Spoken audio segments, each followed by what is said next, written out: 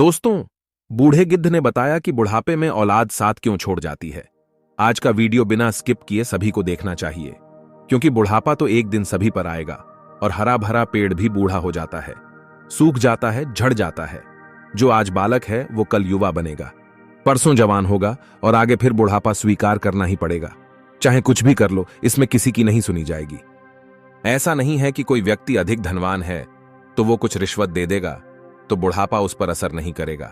ऐसा नहीं है कि कोई बड़ा बहादुर है, लोग उससे डरते हैं तो बुढ़ापा भी उसके डर से उसके पास नहीं जाएगा।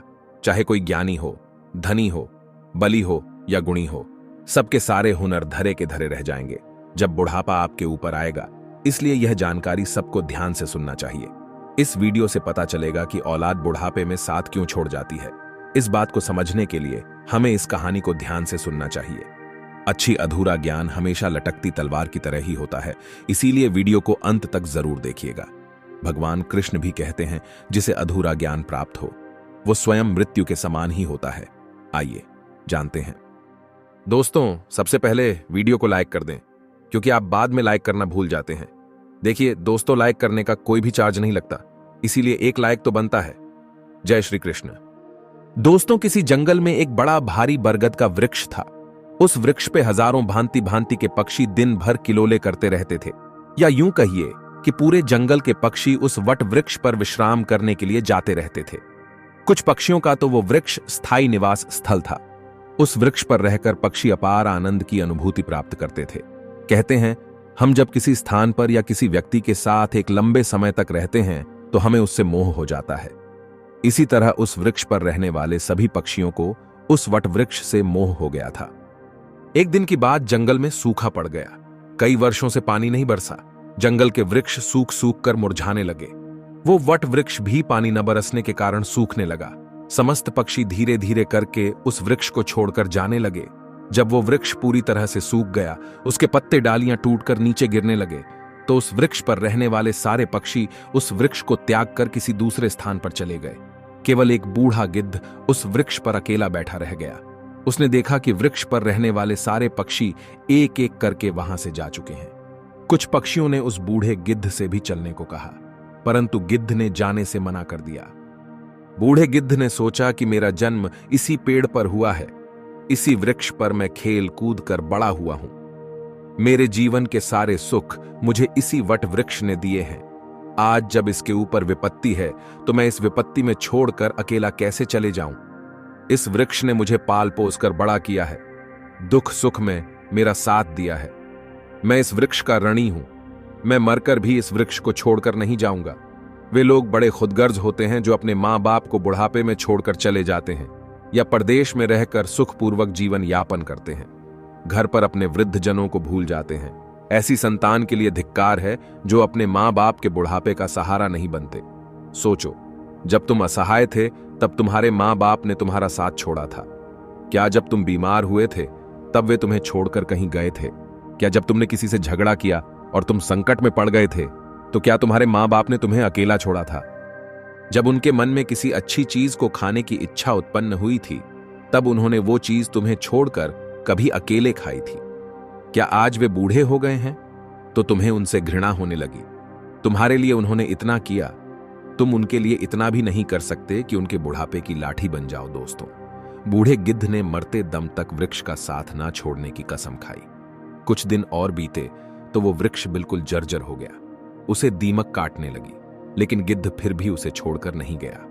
दिन में थोड़ा इधर उधर घूमकर अपना भोजन जुटा लेता था और शाम होने पर उसी सूखे हुए वृक्ष पर आकर बैठ जाता था। इसी तरह से कई रोज बीत गए। जो पक्षी उसे छोड़कर दूसरे स्थान पर चले गए थे, उन्होंने सोचा कि गिद्ध काका अभी भी उसी सूखे वृक्ष पर बैठे रहते हैं। क्यों ना हम सब मिलकर उनके पास चले और उन्हें समझा बुझाकर अपने पास बुला लाए। दोस्तों, यही सोचकर कुछ पक्षी बूढ़े गिद्ध के पास गए और उन्हें अपने साथ चलने का आग्रह किया। कहने लगे, गिद्ध काका, तुम कहां इस सूखे हुए वृक्ष पर बैठे रहते हो? इस वृक्ष का जीवन खत्म हो चुका है। मरे के साथ में मरना कहां की समझदारी है। कहते हैं, वही जीविका श्रेष्ठ है जिसमें धर्म की हानि ना हो। वही देश श्रेष्ठ है जहां कुटुंब का पालन हो सके। ये वृक्ष बिल्कुल जर्जर हो गया है। दीमक इसे रात दिन गलाए जा रही है। किसी दिन हवा के तेज झोंके के साथ ये गिर जाएगा, फिर तुम कहां जाओगे? विद्वान लोग कहते हैं कि शत्रु, कर्ज, अग्नि, बीमारी, इन चारों को समय रहते दवा देना चाहिए। जो इनसे अपना समाधान नहीं करता वो बेमौत मारा जाता है। ठीक इसी प्रकार तुम्हें भी इस वृक्ष को छोड़कर किसी खुशहाल स्थान पर अपना निवास बना लेना चाहिए। दोस्तों, समस्त पक्षियों के समझाने पर भी बूढ़ा गिद्ध उस वृक्ष को छोड़ने के लिए तैयार नहीं हुआ। कहने लगा, भाइयों, ये वृक्ष मेरे मां बाप के समान है। मेरे माता पिता मुझे जन्म देकर इसी वृक्ष पर मुझे छोड़कर चले गए थे। उनके जाने के बाद मैं इसी वृक्ष पर खेलकर बड़ा हुआ हूं। जीवन के सारे सुख मैंने इसी वृक्ष पर पाए हैं। बचपन से लेकर बुढ़ापे तक का सफर मैंने इसी वृक्ष पर तय किया है। अब इस मुश्किल घड़ी में मैं इसका साथ छोड़कर कैसे चला जाऊं? ये मेरी सबसे बड़ी खुदगर्जी होगी। कहते हैं, भक्त, सेवक और शरणागत। जो ये कहता हो कि मैं आपका ही हूं, इन लोगों को संकट पड़ने पर भी नहीं छोड़ना चाहिए। जो इन्हें संकट में छोड़कर जाता है उन्हें बहुत बड़ा पाप लगता है। और जिसने आपका पालन पोषण किया हो, दुख सुख में साथ ना छोड़ा हो, ऐसे माता पिता को छोड़ता है तो वो जघन्य अपराध का भागी होता है। उन संतानों को कभी मनुष्य की योनि में जन्म नहीं मिलता। गिद्ध ने कहा, मैं अपनी मृत्यु तक इसी वृक्ष पर रहूंगा। आप लोग जाइए यहां से। गिद्ध की बात सुनकर सारे पक्षी निराश हो जाते हैं। वे लौट कर वापस चले जाते हैं। कुछ कुछ तो कहने लगे, भैया, इस बूढ़े गिद्ध के साथ साथ इसकी बुद्धि भी सठिया गई है, इसलिए उसे हमारा समझाना अच्छा नहीं लगता। अगले दिन कुछ पक्षी उसे फिर समझाने के लिए आए, लेकिन गिद्ध ने जाने से फिर मना कर दिया। इस बार सारे पक्षी लौटकर अपने घर नहीं गए। वे सीधे इंद्र के पास पहुंचे और उन्हें सारी बात बताई कि हे भगवान, हम जिस वन में रहते हैं वहां कई वर्षों से पानी नहीं बरसा है। पूरा जंगल पानी से शून्य है। पेड़ पौधे सब सूख चुके हैं। जंगल के सभी जीव जंतु जंगल छोड़कर दूसरे स्थान पर चले गए हैं। पर दुख की बात यह है कि जिस बरगद पर हम लोग रहते थे, उसी बरगद पर एक बूढ़ा गिद्ध भी रहता था। एक बूढ़ा गिद्ध भी रहता है। हम लोग तो चले आए, पर वो गिद्ध उस बरगद को छोड़कर कहीं नहीं जाना चाहता। वृक्ष सूखकर जर्जर हो चुका है, वो कभी भी गिर सकता है। हम लोग उन्हें समझाने गए थे, पर वो फिर भी उस वृक्ष को छोड़ने के लिए तैयार नहीं हुए। वो कह रहे थे कि मरते दम तक मैं इस वृक्ष का साथ नहीं छोड़ूंगा।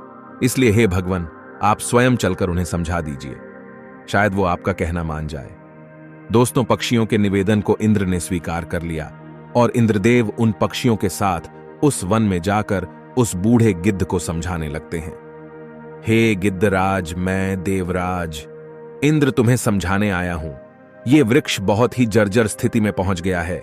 इसकी डालियां सूख कर गल चुकी है। इस पर छाया के लिए एक भी सूखा पत्ता नहीं बचा है और आप भी बहुत बूढ़े हो चुके हो। किसी दिन ये वृक्ष गिर गया तो आपकी मृत्यु हो सकती है।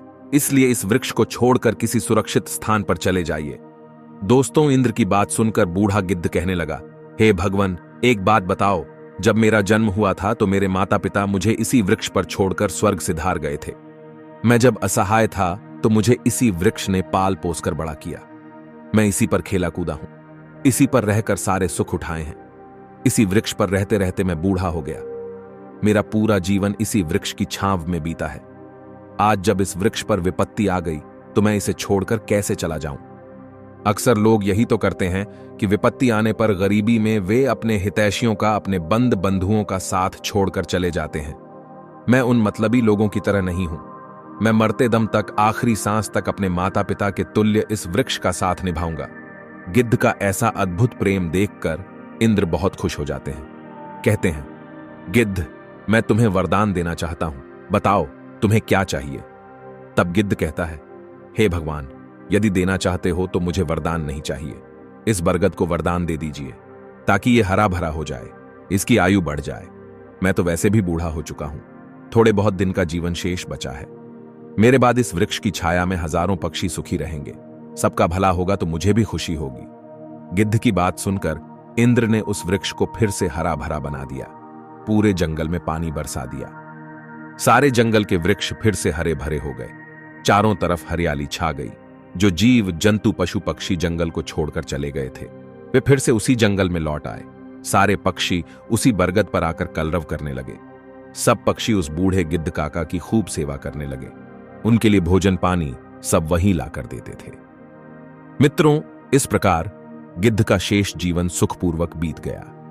हमें भी इस कहानी से सीख लेनी चाहिए कि अपनों का बुरे वक्त में कभी साथ नहीं छोड़ना चाहिए, खास करके जिसने आपको जन्म दिया है, उस मां का, और पालन पोषण करने वाले उस पिता का। वो आपके जीवनदाता है। आपको पाल पोस कर बड़ा करने में उन्होंने बहुत तकलीफ उठाई है।